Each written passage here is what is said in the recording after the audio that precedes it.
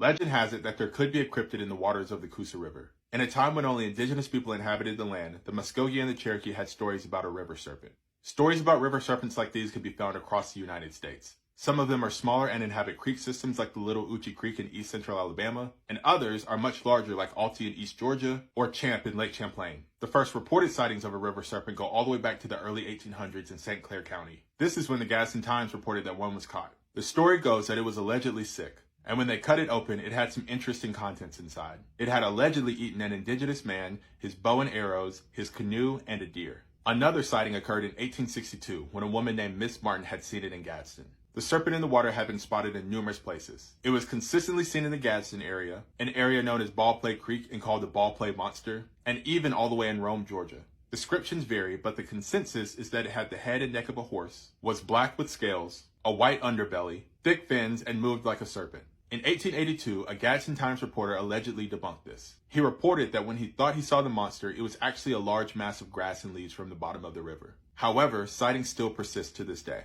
Because it's said to get up to 20 feet long, there are some who believe the legend is true. Others think that it's just some form of sturgeon or gar. With rumors of catfish the size of Volkswagen Beetles below the water and by dams, many believe that it's just that. And with animals like bull sharks being found all the way in Chattanooga, Tennessee within the last decade, who's to say what's actually in the water? But it is fun to think about.